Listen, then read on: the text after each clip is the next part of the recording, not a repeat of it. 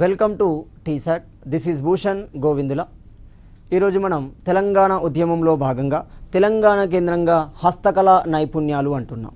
మొత్తం భారతీయ సమాజాన్ని గమనించిన భారతీయ సమాజము అనగానే హస్తకళ చేనేత రంగానికి పుట్టినిల్లుగా భావించబడుతుంది. వివిధ నైపుణ్యాల నేపథ్యంలో వివిధ రకాల వస్తువులకి తెలంగాణ ప్రాంతం ఇటు భారతదేశం కూడా విశిష్టతను కలిగి ఉంది. మరి భారతీయ సమాజంలో గమనిస్తే తెలంగాణ ప్రాంతం కూడా విశిష్టతను కలిగి ఉంది. ఏ రూపంలో కలిగి ఉంది?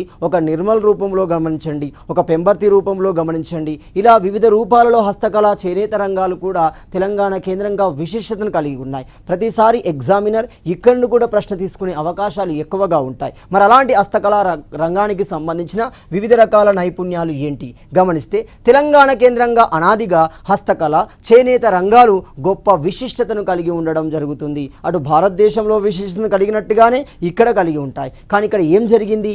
ఎప్పుడైతే బ్రిటిష్ ప్రభుత్వం, బ్రిటిష్ రాజ్యం భారతదేశంలో ఏర్పడిందో, భారతదేశాన్ని తమ హస్తగతాల్లోకి తీసుకుందో, క్రమంగా వారి పరిశ్రమలు ప్రవేశపెట్టడం ద్వారా భారతీయ హస్తకళ చేనేత రంగాలు కాలక్రమంలో పతనావస్థకు చేరడం జరుగుతుంది. అనేక ప్రాంతాలు తమ సాంప్రదాయ వృత్తిని వదిలి వలసలకు దారితీయడం జరుగుతుంది. మరి ఎలాంటి క్రమమే మనకు తెలంగాణలో కూడా జరుగుతుంది. ఒక సిరిసిల్ల ప్రాంతాన్ని గమనించండి, ఒక ఉరిసిల్లాగా మారడం జరుగుతుంది. ఒక మహబూబ్ నగర్ని గమనించండి, వలస కూలీ ప్రాంతంగా మారడం జరుగుతుంది. ఇలాంటి క్రమంలోనే ప్రభుత్వం తీసుకున్న చర్యల క్రమంలోనే ఈ హస్తకళా చేనేత రంగాలు అనేవి తగ్గుముఖం పట్టాయి, వివక్షత గురి కావడం జరిగింది, దోపిడికి గురై చిన్నాభిన్నం కావడం జరిగింది. మరి అలాంటి హస్తకళా రంగాలు తెలంగాణ కేంద్రంగా ఏంటి? వాటిలో ఉపయోగించే నైపుణ్యం ఏంటి? ఆ స్కిల్స్ ఏంటి గమనిస్తే, ఒకటి నిర్మల్ ఆర్ట్ వేర్ అంటున్నాం. అసలు నిర్మల్ ఆర్ట్ వేర్ అంటే అర్థం ఏంటి? మూడు అంశాల యొక్క కలయికను మనము నిర్మల్ ఆర్ట్ వేర్ అంటున్నాం. మరి అందులో ఉన్న మూడు అంశాలు ఏంటి? ఒకటో అంశాన్ని కనుక గమనిస్తే నిర్మల్ బొమ్మలు అంటున్నాం. నిర్మల్ బొమ్మలు ఇందులో మొదటిగా భాగంగా ఉండే మొదటి అంశం. రెండవది నిర్మల్ ఇంటి సామాగ్రి అంటున్నాం. మూడవది నిర్మల్ పెయింటింగ్ అంటున్నాం. ఈ మూడిటి యొక్క సమూహారాన్ని మనము ఆర్ట్ వేర్ అంటున్నాం. సో మరి ఈ మూడిటి సమూహారంలో ఉన్న ఒక్కొక్క వస్తువును తయారు చేసే కళాకారుణ్ణి ఏమంటున్నాం? ఆ నైపుణ్యాన్ని కలిగిన కళాకారుణ్ణి మనం ఏమంటున్నాం? నకాష్ అంటున్నాం. సో నకాషీ కళాకారులు అంటున్నాం. సో ఈ నైపుణ్యాన్ని కలిగిన కళాకారులు నకాషీ కళాకారులు అంటున్నాం. ఈ నకాషీ కళాకారులే తమ నైపుణ్యం ద్వారా వివిధ రకాల వస్తువులను తయారు చేయడం జరుగుతుంది. మరి ఇలాంటి ఈ నిర్మల్కి సంబంధించిన నిర్మల్ ఆర్ట్వేర్కు సంబంధించిన మూడు అంశాలకు సంబంధించి జిఐ ట్యాగ్ అనేది కూడా రావడం జరుగుతుంది. అసలు జిఐ ట్యాగ్ అంటే ఏంటిది? జియోగ్రఫికల్ ఇండికేషన్ అంటున్నాం. ఒక భౌగోళిక గుర్తింపుని ఇవ్వడం. సో భౌగోళిక గుర్తింపునివ్వడం ద్వారా ఎలాంటి ప్రయోజనాలు వస్తాయి? ఆ వస్తువుకి జాతీయ అంతర్జాతీయ మార్కెట్ అనేది క్రియేట్ అవ్వడం జరుగుతుంది. ఆ వస్తువుకి జాతీయ అంతర్జాతీయలో గుర్తింపు అనేది రావడం జరుగుతుంది. మరి అలాంటి గుర్తింపు నిర్మల్ వస్తువులకి ఎప్పుడు వచ్చింది గమనిస్తే, నిర్మల్ బొమ్మలకు గమనిస్తే 2009లోనే జిఐ ట్యాగ్ అనేది ఇవ్వడం జరుగుతుంది. తద్వారా అది జాతీయ అంతర్జాతీయ గుర్తింపు అనేది పొందడం జరుగుతుంది. ఒకవేళ అంతర్జాతీయ స్థాయిలో ఈ వస్తువులు నచ్చిన వాళ్ళు పెట్టుబడులు పెట్టడానికి సిద్ధంగా ఉంటారు. తద్వారా ఈ పరిశ్రమ అభివృద్ధి పురోగతికి వెళ్ళడం జరుగుతుంది. కాబట్టి 2009లో నిర్మల్ బొమ్మలకు జిఐ ట్యాగ్ రావడం జరిగింది. 2019లో నిర్మల్ పెయింటింగ్కి జిఐ ట్యాగ్ అనేది రావడం జరిగింది. సో నిర్మల్ పెయింటింగ్స్ కూడా 2019 నాటికి మనకి జియోగ్రఫికల్ ఇండికేషన్ అనేది లభించడం జరిగింది. మరి ఇలాంటి క్రమంలో ఈ నిర్మల్ ఆర్ట్వేర్ ఏ విధంగా సృష్టించబడింది, దాని యొక్క చారిత్రక నేపథ్యాన్ని కనుక గమనిస్తే, ముఖ్యంగా నిమ్మనాయుడు అంటున్నాం. సో ఈ నిమ్మనాయుడు ఈ సాంప్రదాయాన్ని ప్రారంభించడం జరుగుతుంది. స్థానిక గిరిజన స్థానిక ప్రజానికానికి ఒక వృత్తిని ఏర్పాటు చేసి కాలక్రమంలో అది నిర్మల్ ఆర్ట్వేర్గా పరిణతి చెందడం జరుగుతుంది. ఈ పరిణతిలో ప్రధాన కారకుడు, ప్రధాన మూలపురుషుడు నిమ్మనాయుడు అంటున్నాం. మరి ఈ నిమ్మనాయుడు ఆధ్వర్యంలో ఈ కళకు సంబంధించి వస్తువులను ఏ రూపంలో ఏటి ద్వారా తయారు చేసేవారు ఆ విషయాన్ని గమనించాలి. ఈ వస్తువుల తయారీకి ఉపయోగించేది టేకు మరియు పునిగి కర్రను ఉపయోగించడం జరుగుతుంది. సో టేకు కలపని, పునిగి కర్రను ఈ రెండింటిని ఉపయోగించి నిర్మల్ ఆర్ట్వేర్లో ఉన్న మూడు అంశాలకు సంబంధించిన వస్తువులను తయారు చేయడం జరుగుతుంది. ఇది చాలా సందర్భాల్లో అడిగిన ప్రశ్న టేకు మరియు పునిగి అవుతుంది. అంతేకాకుండా ఈ హస్తకళా రంగం నందు ఈ హస్తకళకు సంబంధించి నైపుణ్యాలలో ఎలాంటి వస్తువులు తయారు చేస్తారు, అవి ప్రస్తుతం సమాజంలో వాడుకలో ఉన్నాయా అంటే చాలా రకాలుగా వాడుకలో ఉన్నాయి. మరి ఏ వస్తువులు ఇందులో తయారు చేయబడతాయి ఆ విషయాన్ని గమనిస్తే, ఒకటి రాధాకృష్ణ బొమ్మలు అంటున్నాం. చిన్నపిల్లలు ఆడుకునే బొమ్మలలో, మనకు అలంకరణలో ఉపయోగించే బొమ్మలలో రాధాకృష్ణ బొమ్మలు అనేవి నిర్మల్ ఆర్ట్ వేర్ ద్వారా ఉపయోగించబడే తయారు చేయబడే నైపుణ్యాలలో ఒక వస్తువుగా భావించవచ్చు. రెండవది వివిధ రకాల దేవుని ప్రతిమలు అంటున్నాము, దేవుని బొమ్మలు కూడా ఇందులోనే తయారు చేయబడుతున్నాయి. అదేవిధంగా మహిళలు అలంకరణ కోసం ఉపయోగించే గాజుల పెట్టె అంటున్నాం. సో ఈ గాజుల పెట్టె కూడా ఇందులో తయారు చేయబడే నైపుణ్యానికి సంబంధించిన ఒక కళారూపమే అవుతుంది. ఆభరణాల పెట్టె అవుతుంది, బుద్ధుడు అవుతున్నాడు, అదేవిధంగా గణేశుడు అవుతున్నాడు. సో గణేశుడు సిగార్ బాక్స్ అంటున్నాం. Cigar box, paper, pencil stand, గిరిజన మహిళ సోఫాలు, కుర్చీలు, ఎన్విలాప్ ర్యాకులు తయారు చేయబడడం జరుగుతుంది. ఎగ్జామినర్ చాలా సందర్భాల్లో ఫోకస్ చేసింది గిరిజన మహిళ అంటున్నాం. ఈ గిరిజన మహిళ వస్తువులని ఏ కళ ద్వారా సృష్టించడం జరుగుతుంది? ఎక్కువగా ఉత్పత్తి చేస్తారు అంటే నిర్మల కళ ద్వారా ఉత్పత్తి చేయడం జరుగుతుంది. ఇది ప్రస్తుతం ఉమ్మడి ఆదిలాబాద్ జిల్లా ప్రాంతాలలో ఎక్కువగా విస్తరించి ఉండడం జరిగింది. ఆ తర్వాత తెలంగాణ కేంద్రంగా ఉన్న హస్తకళ, చేనేత రంగాలలో మరో నైపుణ్యం ఏంటి? చేర్యాల స్క్రోల్ పెయింటింగ్ అంటున్నాం. ఈ స్క్రోల్ పెయింటింగ్ అనేది కాన్వాస్ గుడ్డపై వేయడం జరుగుతుంది. దీన్ని మనం చరిత్రలో థీమ్ పెయింటింగ్ అంటాం. థీమ్ పెయింటింగ్ అంటున్నాం. ఎందుకన్నాం థీమ్ పెయింటింగ్ అనేది? ఈ థీమ్ అనేది తీసుకుంటారు. ఆ థీమ్ ఏంటిది? చారిత్రక ఆధారానికి సంబంధించి, పురాణ గాథలకు సంబంధించి, సామాజిక చరిత్రకు సంబంధించి ఏదైనా కానీ, ముఖ్యంగా రామాయణ, మహాభారత, భాగవత వంటి పురాణ పాత్రలని, అందులో ఉన్న అంశాలని ఇక్కడ చిత్రీకరించడం జరుగుతుంది. బొమ్మల రూపంలో చిత్రీకరించడం జరుగుతుంది. అది థీమ్ అంటాం. అంటే థీమ్ ఆధారితంగా ఇందులో వస్తుకళని ఉత్పత్తి చేయడం జరుగుతుంది. అందుకే ఈ కళని థీమ్ పెయింటింగ్ లేదా స్క్రోల్ పెయింటింగ్ అంటున్నాం. రైట్. 2008లో GI ట్యాగ్ అనేది దీనికి లభించింది. GI ట్యాగ్ 2008లో లభించడం జరుగుతుంది. మరి ఈ నైపుణ్యాన్ని ఉపయోగించే కళాకారులను ఏమంటాం? కార్మికులను లేదా కళాకారులను ఏమంటున్నాము? నకాషీ కళాకారులు అంటున్నాం. అలాగే నిర్మల ఆర్ట్వేర్ను ఉత్పత్తి చేసే కళాకారులను నకాషీ కళాకారులు అంటున్నాం. ఇక్కడ కూడా నకాషీ కళాకారులు అంటున్నాం. మరి ఈ నకాషీ కళాకారులు చేర్యాల స్క్రోల్ పెయింటింగ్ తయారు చేయడానికి ఏ గుడ్డను, ఏ వస్త్రాన్ని ఉపయోగించడం జరుగుతుంది? ఈ వస్త్రంపై ఇలాంటి వాటిని ముద్రించడం జరుగుతుంది, గమనించాలి. ఒకటి జానపద జీవిత కథలు అంటున్నాం, పురాణ గాథలు అంటున్నాం. వీటిని కాన్వాస్ గుడ్డపై చిత్రీకరించడం జరుగుతుంది. ఒక పద్ధతి ప్రకారం చిత్రీకరిస్తారు. ఒక వర్షానుక్రమంలో చిత్రీకరించడం ద్వారా ఆ చిత్రాల ద్వారా దాని యొక్క మూలాన్ని అర్థం చేసుకోగలుగుతాం. ఉదాహరణకి రామాయణాన్ని చెప్పేటప్పుడు రాముని యొక్క బాల్యం, రాముని యొక్క వివాహం, రాముని యొక్క అరణ్యవాసం, రాముని యొక్క పట్టాభిషేకం, వీటికి సంబంధించిన చిత్రాలను ఒక వరుస క్రమంలో చిత్రీకరించడం ద్వారా సాధారణ ప్రజానికానికి ఆ చిత్రాల ద్వారా రామాయణం యొక్క లోతు విషయాలు అర్థం చేసుకుంటారు. సో అందుకే దీన్ని థీమ్ పెయింటింగ్గా పిలవడం జరుగుతుంది. సో దాని తర్వాత వచ్చిన మరో కళ బిద్రీ సామానులు అంటున్నాం. సో బిద్రీ సామానులు అనేవి పూర్తిగా తెలంగాణకు సంబంధించిన కళ కాదు, కానీ ఇతర ప్రాంతం నుండి వచ్చి తెలంగాణలో స్థిరపడి సుస్థిరాన్ని సాధించిన కళ బిద్రీ సామానులు అంటున్నాం. సో ఈ బిద్రీ కళ ఎక్కడి నుండి వచ్చింది? సో బిద్రీ కళ మనకి బీదర్ చెందిన కళ అవుతుంది. బిద్రీ కళ అంటున్నాం.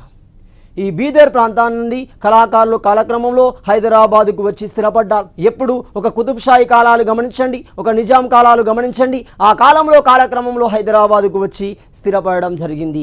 వీరి యొక్క వస్తుకళా నైపుణ్యం ద్వారా అనేక రకాల వస్తువులను సృష్టించారు. వాటిని మనం ఏమంటున్నాం? బిద్రీ సామానులు అంటున్నాం. సో అలాంటి బిద్రీ సామానులకు ప్రసిద్ధి చెందిన ప్రాంతం హైదరాబాదులోని చార్మినార్, ఆ చుట్టుపక్కల ప్రాంతాలు బాగా గమనించాలి. ఇరాన్ దేశం నుండి హైదరాబాద్కు వచ్చి స్థిరపడింది. దీనిని సూఫీ ఖ్వాజా మొయినుద్దీన్ హసన్ చిస్తీ అంటున్నాం. చిస్తీ అనేది బాగా గమనించాలి. చిస్తీ అనేది ఒక శాఖ. ఎందులో శాఖ?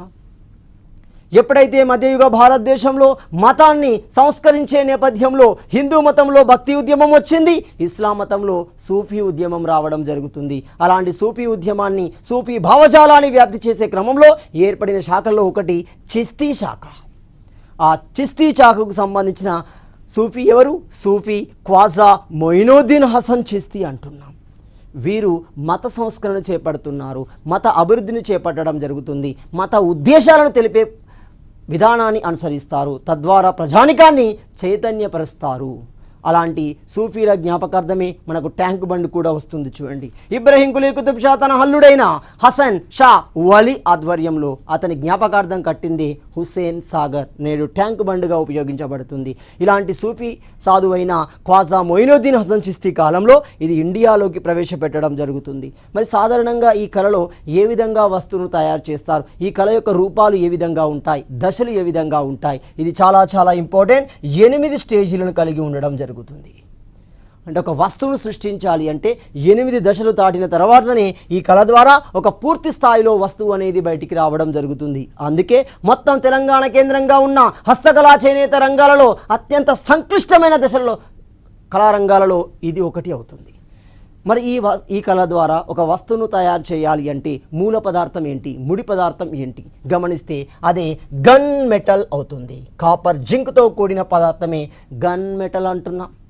సో ఈ గన్ మెటల్ పైన నల్లని రంగు, దీనిపైన సిల్వర్ బంగారం కోటింగ్ వేయడం జరుగుతుంది. అతి సుందరంగా వస్తువులను తయారు చేస్తారు. వాటిని ఇంటిలో అలంకరణ కోసం ఎక్కువగా ఉపయోగిస్తారు, గమనించాలి. మరి దీని ద్వారా ఎలాంటివి తయారు చేయబడతాయి ఇప్పటికి గమనిస్తే, ఇప్పటికి మనకి ఫ్లవర్స్, ట్రేసెస్, బ్లౌజ్ అవుతుంది. నెక్స్ట్ బౌల్స్ను తయారు చేయడం జరుగుతుంది. వివిధ రకాల సుందరమైన బౌల్స్ అనేవి, గిన్నెలు అనేవి తయారు చేస్తారు. అందులో చిన్న చిన్న పరికరాలు పెట్టుకోవడానికి కానీ గిఫ్ట్ ఇవ్వడానికి కానీ ఉపయోగించే బౌల్స్ని కూడా ఈ కళారంగంలో తయారు చేయబడడం జరుగుతుంది. అంటే మొత్తంగా ఇరాన్ దేశం నుండి బీదర్ నుండి ఎక్కడికి భారతదేశంలోకి, ముఖ్యంగా హైదరాబాద్ ప్రాంతంలోకి వచ్చి స్థిరపడిన కళే మనకు బిద్రీ సామానులు అవుతుంది. నెక్స్ట్ ఆసియా రుమాలు అంటున్నాం. ఇది మరొక హస్తకళ చేనేత రంగానికి సంబంధించిన నైపుణ్యం. ఆసియా రుమాలు అంటున్నాం. దీని యొక్క ప్రత్యేకత ఏంటి, నీటిపై తేలియాడుతుంది. అంటే ఆ వస్త్రం యొక్క సన్నదనం ఎంతగా ఉంటుందో గమనించవచ్చు, ఎంత సన్నని పొరల ద్వారా దాన్ని నేస్తారో గమనించవచ్చు. మీకు ఎప్పుడు గమనిస్తే వినాయక చవితి సందర్భాలలో, వినాయక పర్వదినాలలో మనకి ఈ వస్త్రం ఎక్కువగా కనబడుతుంది. దీనిని తేలియాడే రుమాలుగా పిలవడం జరుగుతుంది. ఆసియా రుమాలకు మరొక పేరే తేలియాడే రుమాలు అంటున్నాం. ఇది ఎక్కడ తయారు చేయబడుతుంది, ప్రస్తుతం 33 జిల్లాల ప్రకారం యాదాద్రి భువనగిరి జిల్లా పోచంపల్లి కేంద్రంగా తయారు చేయబడడం జరుగుతుంది. రైట్, పోచంపల్లి కేంద్రంగా మనకి ఆసియా రుమాలు అనేది తయారు చేయబడడం జరుగుతుంది. అంతేకాకుండా దీని తయారులో ఉపయోగించే నేత విధానం ఏంటి, ఆ చేనేత విధానం, ఆ కార్మికుడు ఉపయోగించే విధానం ఏంటి. ఇప్పుడు బిద్రీ సామాను తీసుకుంటే 8 దశలు దాటిన తర్వాతనే వస్తువు తయారు చేయబడుతుంది. చేరియాల స్క్రోల్ పెయింటింగ్ తీసుకుంటే జానపద ఇతివృత్తాంతాన్ని బొమ్మల రూపంలో చిత్రీకరిస్తారు. అలాగే ఈ ఆసియా రుమాలు రూపొందించడానికి చేనేత కార్మికుడు ఉపయోగించే విధానం ఇక్కత్ ఫ్యాబ్రిక్ అంటున్నాం. ఈ ఇక్కత్ ఫ్యాబ్రిక్ ద్వారా ఈ ఆసియా తేలియాడే రుమాలను తయారు చేయడం జరుగుతుంది. దీనికి ప్రక్రియ ద్వారా, వివిధ రకాల ప్రక్రియల ద్వారా వివిధ రకాల నమూనాలను దానికి ఆపాదించడం జరుగుతుంది. ఆ ప్రక్రియను మనం ఏమంటాం, టై అండ్ డై మెథడ్ అంటున్నాం. టై అండ్ డై మెథడ్, రంగులు అద్దడము అని అర్థం. టై అండ్ డై మెథడ్లో మనకు వివిధ రకాల రంగులు, చిత్రాలను దాని మీద చిత్రించడం జరుగుతుంది. మరి ఈ చిత్రాలు ఏంటి, ఆ చిత్రాల్లో ముఖ్యంగా ఉపయోగించేది రేఖా చిత్రాలు అంటున్నాం. మార్జిన్లు ఉపయోగించడం జరుగుతుంది. వివిధ రకాల మార్జిన్లు, స్క్వేర్ కానీ త్రిభుజాకారం కానీ వజ్రాకారంలో ఉన్న మార్గాలను దీని మీద ఉపయోగించడం జరుగుతుంది. మొత్తంగా ఇది కూడా GI ట్యాగ్ గుర్తింపు పొందడం జరిగింది. ఎప్పుడు పొందింది, 2015వ సంవత్సరంలో GI ట్యాగ్, జియోగ్రఫికల్ ఇండికేషన్ అనుమతిని పొందడం జరిగింది. తద్వారా అది జాతీయ, అంతర్జాతీయ ప్రాముఖ్యతనది కలిగి ఉండడం జరిగింది. పోచంపల్లి చీరలకు 2005లో GI ట్యాగ్ అనేది లభించడం జరిగింది. పోచంపల్లి నేత కార్మికుల స్థితిగతులపై సుస్మాన్ అనే సినిమాని శ్యామ్ బెనిగల్ తీసుకురావడం జరిగింది. శ్యామ్ బెనిగల్ డైరెక్షన్లో మనకు తీసుకొచ్చిన సినిమా ఏమవుతుంది, సుస్మాన్ సినిమా అవుతుంది. ఈ సినిమాను ఆధారంగా చేసుకొని కూడా ఎగ్జామినర్ ప్రశ్నలు చేయవచ్చు. సో సింపుల్గా ఏమంటాడు, సుస్మాన్ సినిమా ప్రధాన ఇతివృత్తాంతం ఏమిటి, అది ఏమవుతుంది, పోచంపల్లి నేత కార్మికుల యొక్క స్థితిగతులకు సంబంధించి. దాసి సినిమా యొక్క ఇతివృత్తాంతం ఏమిటి, అదేమవుతుంది, దాసి అనేది ఆడపాప విధానం గురించి వివరించేది ప్రధాన ఇతివృత్తాంతంగా తీసుకోబడుతుంది. సుస్మాన్ అంటే పోచంపల్లి నేత కార్మికుల యొక్క స్థితిగతులు. అదేవిధంగా అగ్గిపెట్టెలో చీరను అమర్చిన వారు పరంధాములు అవుతున్నాడు. నెక్స్ట్ మరొక హస్తకళా చేనేత రంగం ఏమవుతుంది, ఇది సిల్వర్ పిలిగ్రీ అంటున్నాం. సిల్వర్ వెండి సామానులు అంటున్నాం. వెండి తీగ సామానులు అంటాం. దీనికి మరొక పేరే క్లియర్గా దీన్ని మనం ఏమంటాం, వెండి తీగ సామానులు అంటాం. వెండిని తీగలోకి మార్చి కావలసిన వస్తువులని, వివిధ రూపాలలో వస్తువులని సృష్టించే నైపుణ్యాన్ని సిల్వర్ ఫిలిగ్రీ అంటున్నాం. మరి ఈ సిల్వర్ ఫిలిగ్రీకి పుట్టినిల్లుగా భావిస్తున్న ప్రదేశం, ఎక్కువగా వినియోగిస్తున్న ప్రదేశం ఎక్కడ? కరీంనగర్ అంటున్నాం. కరీంనగర్ని మనం ఏమంటాం, ఎలగందుల అంటున్నాం. సో ఎలగందుల, ఆదిలాబాద్ని ఎదులాబాద్ అంటున్నాం, భువనగిరిని భువనగిరి అంటున్నాం, వరంగల్ని ఓరుగల్లు అంటున్నాం. ఇలా మనం కరీంనగర్ని ఎలగందుల అంటాం. ఇక్కడ హస్తకళా నైపుణ్యం అనేది ఇది ప్రారంభించబడింది. మరి ఈ హస్తకళా నైపుణ్యాన్ని వెలుగులోకి తెచ్చిన వ్యక్తి, వ్యాప్తిలోకి తెచ్చిన వ్యక్తి ఎవరు, అభివృద్ధి పరిచిన వ్యక్తి ఎవరు అంటే కడార్ల రామయ్య అంటున్నాం. ఇతడు స్వర్ణ కళాకారుడు అవుతున్నాడు. వాళ్ళకి ఈ లక్షణం ఉంటుంది కాబట్టి స్వర్ణ కళాకారుడు అయిన కడార్ల రామయ్య ఈ సిల్వర్ ఫిలిగ్రీ యొక్క నైపుణ్యాన్ని వ్యాప్తిలోకి తీసుకురావడం జరిగింది. మరి దీని ద్వారా ఇలాంటి వస్తువులను తయారు చేస్తారు అంటే సమాజంలో ఉపయోగించే, వివిధ సందర్భాలలో ఉపయోగించే, ముఖ్యంగా చిన్నపిల్లలకు ఉపయోగిస్తారు. చూడండి ఏంటి అవి గమనిస్తే, ఒకటి అత్తర్, దాణాలను ఉపయోగించడం జరుగుతుంది. 2 హుక్కాలను తయారు చేయడానికి ఈ నైపుణ్యాన్ని ఉపయోగించడం జరుగుతుంది. 3 ప్లేట్లు తయారు చేయడానికి ఈ నైపుణ్యాన్ని ఉపయోగించడం జరుగుతుంది. 4 చెవిరింగులను తయారు చేయడానికి ఉపయోగించడం జరుగుతుంది. 5 కీచైన్లను తయారు చేయడానికి ఉపయోగించడం జరుగుతుంది. 6 దీని ద్వారా పక్షులని, దీని ద్వారా ఆకులు, దీని ద్వారా పుష్పాలను కూడా తయారు చేయడం జరుగుతుంది. మొత్తంగా ఈ కళ ద్వారా అలంకరణలో ఉపయోగించే వివిధ రకాల వస్తువులని రూపొందించడం జరుగుతుంది. సో మరి ఇలాంటి సిల్వర్ ఫిలిగ్రీకి కూడా జిఐ ట్యాగ్ అనేది లభించింది. ఎప్పుడు లభించింది జిఐ ట్యాగ్ గమనిస్తే 2007లో జిఐ ట్యాగ్ అనేది దీనికి లభించడం జరిగింది. జియోగ్రఫికల్ ఇండికేషన్ గుర్తింపు పొందడం జరిగింది. నెక్స్ట్ కనుక గమనిస్తే డోక్రా మెటల్ అంటున్నాం. సో డోక్రా మెటల్ అనేది మరొక హస్తకళా నైపుణ్యం అవుతుంది, తెలంగాణ కేంద్రంగా ఉంది. మరి ఈ డోక్రా మెటల్ యొక్క హస్తకళా నైపుణ్యం ఏ విధంగా నిర్వహించబడుతుంది, ఎవరు నిర్వహిస్తారు, ఎక్కడ నిర్వహించారు ఆ విషయాన్ని గమనిస్తే దీనినే మనము బెల్ మెటల్ కళ అంటున్నాం. బెల్ మెటల్ కళకు మరొక పేరే డోక్రా మెటల్ అంటున్నాం. సో మరి ఈ కళ ద్వారా ఉత్పత్తి చేసే వస్తువుని ఉపయోగించే టెక్నిక్ ఏమవుతుంది? ఇప్పుడు బిద్రీ సామానులో 8 స్టేజ్ల కళ ఉంటుంది. చేరియాల స్క్రోలింగ్లో థీమ్ కళ ఉంటుంది. అదేవిధంగా మనకు ఆసియా తేలియాడే రుమాలో ikat fabric tie and dye methods ఉంటాయి. అలాగే ఈ డోక్రా మెటల్ తయారు చేసే దానిలో ఉపయోగించే టెక్నిక్ దాన్ని లాస్ట్ వాక్స్ కాస్టింగ్ అంటున్నాం. వ్యాక్స్ కాస్టింగ్, వ్యాక్స్ అనేది బంక అవుతుంది. సో ఆ బంక, ఆ గుమ్, ఆ గ్లూటిన్ అనేది ఉపయోగించి వస్తువులను అతికించడం జరుగుతుంది. తద్వారా మనం గమనించవచ్చు దీన్ని తయారు చేసే కమ్యూనిటీ ఓజ్ కమ్యూనిటీ అంటున్నాం. సో ఈ ఓజ్ కమ్యూనిటీ అనేది ఎక్కువగా ఈ కళ ద్వారా, ఈ నైపుణ్యం ద్వారా వివిధ రకాల పరికరాలను, వస్తువులను తయారు చేయడం జరుగుతుంది. మరి ఇలాంటి వస్తువులని ఈ కమ్యూనిటీ అయిన ఓజ్ తయారు చేస్తుంది. గమనిస్తే ఈ కళలో మనకు నెమలి తయారు చేయబడతాయి, అదేవిధంగా ఏనుగు తయారు చేయబడుతుంది, అదేవిధంగా గుర్రాలు, దీపారాధన వస్తువులు తయారు చేయబడతాయి. పూజా సామాగ్రి అనేది దీని ద్వారా సృష్టించబడడం జరుగుతుంది. మరొక హస్తకళా రంగం ఏమవుతుంది, నైపుణ్యం పెంబర్తి హస్తకళ అంటున్నాం. పెంబర్తి అనగానే ఉమ్మడి వరంగల్ ప్రాంతానికి సంబంధించిన ఈ పెంబర్తి హస్తకళా రంగం. ఈ పెంబర్తి ద్వారా, ఈ పెంబర్తి హస్తకళా రంగం ద్వారా ఇలాంటి వస్తువులను ఏ నైపుణ్యంతో తయారు చేస్తారు గమనిస్తే 2010-11 సంవత్సరానికి దీనికి జిఐ ట్యాగ్ అనేది లభించడం జరిగింది. జియోగ్రఫికల్ ఇండికేషన్ అనేది లభించడం జరుగుతుంది. దీన్ని మనము ఇత్తడి షీట్ అంటున్నాం. సింపుల్గా గమనిస్తే పెంబర్తి కళ ఇత్తడి సామానుల కళగా భావించవచ్చు. ఇత్తడి అనేది ఒక మిశ్రమ మూలకం అవుతుంది. ఆ మిశ్రమ మూలకంతో వివిధ రకాల వస్తువులను తయారు చేస్తారు. మరి ఇలాంటి వస్తువులను తయారు చేస్తారు గమనిస్తే, ఒకటి కుండీలను రూపొందించడం జరుగుతుంది. రెండోది మెమోంటోలను, వివిధ రకాల క్రీడా రంగాల సందర్భంలో మెమోంటోలను రూపొందించడానికి కూడా ఈ పెంబర్తి హస్తకళా రంగాన్ని ఎక్కువగా వినియోగించడం జరుగుతుంది. ఆ తర్వాత ఉన్న మరో హస్తకళ చేనేత రంగం గమనిస్తే వరంగల్ తివాచీలు అంటున్నాం. వరంగల్ తివాచీలకే చరిత్రలో మరొక పేరే వరంగల్ డర్రీలు అంటున్నాం.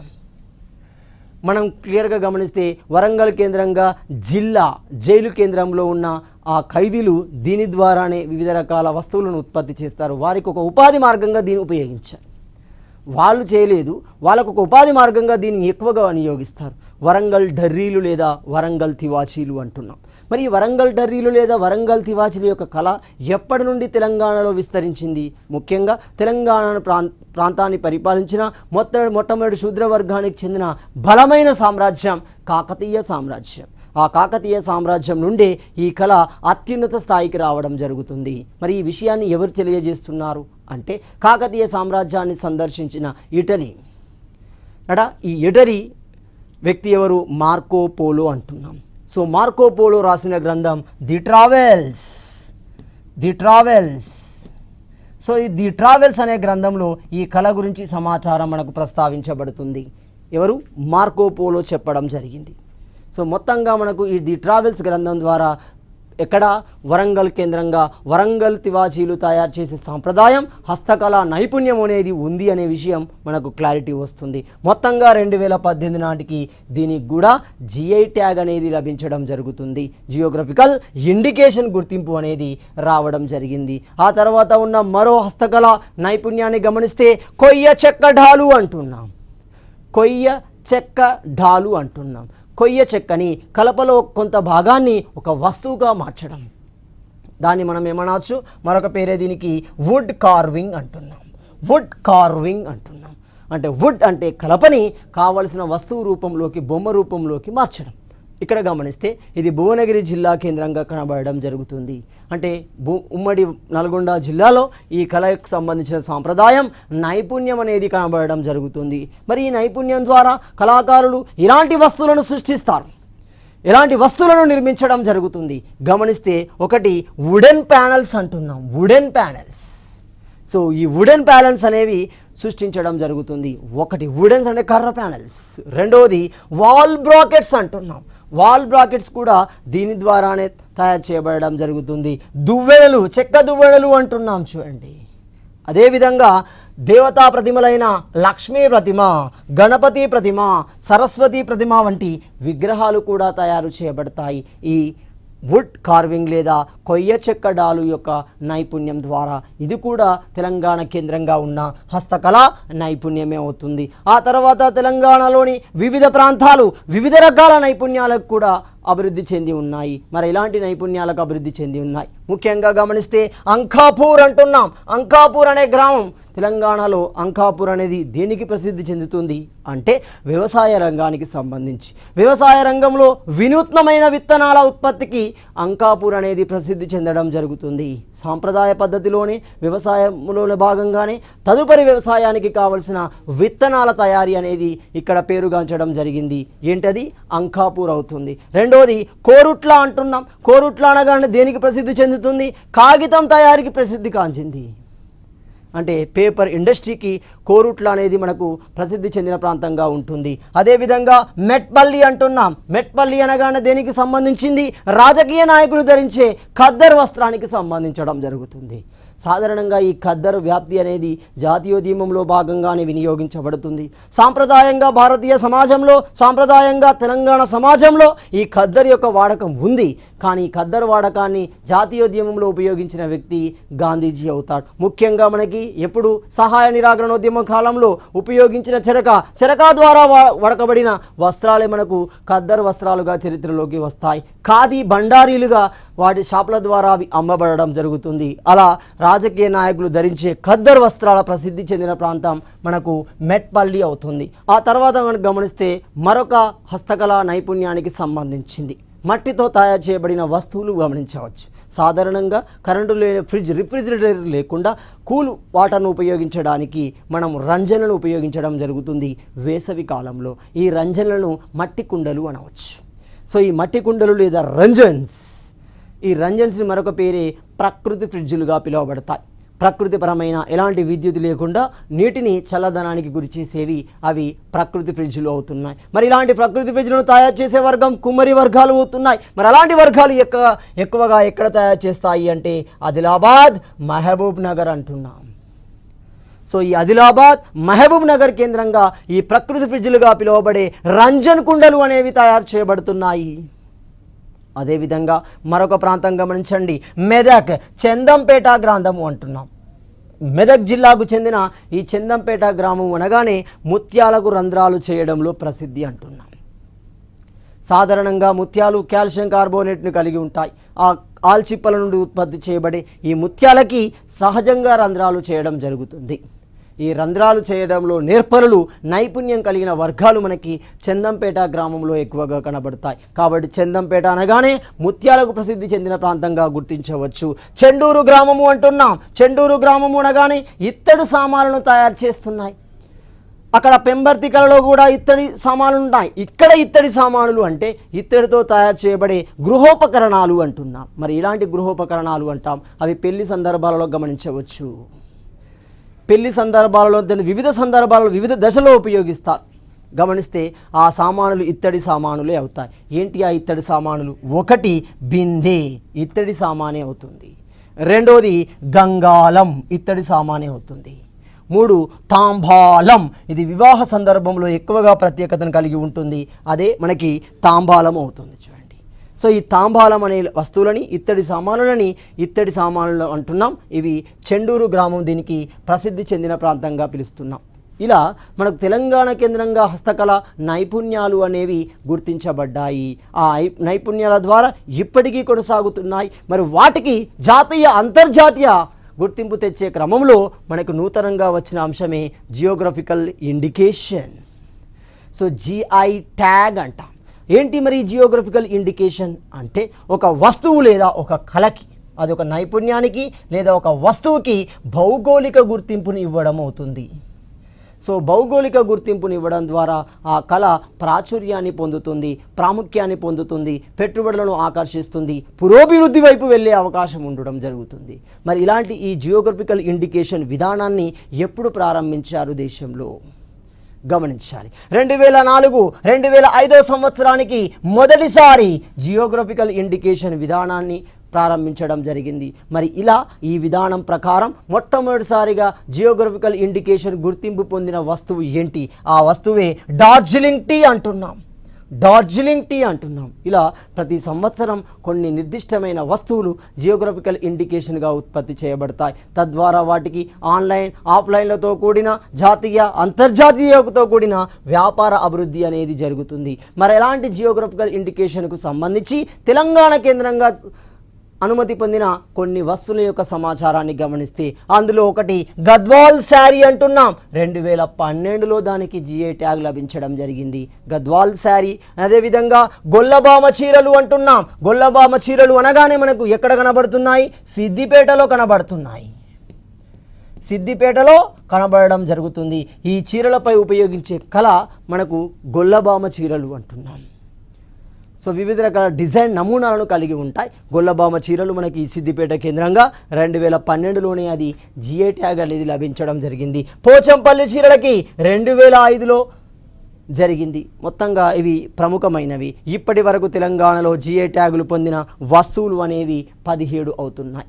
17 వస్తువులు మనకి ఇప్పటివరకు జిఐ ట్యాగులు పొందడం జరుగుతుంది. లక్కా గాజులు, హైదరాబాదీ కేంద్రంగా దొరుకుతున్న లక్కా గాజులు అనేవి చివరగా ఇటీవల గుర్తింపు పొందినవి.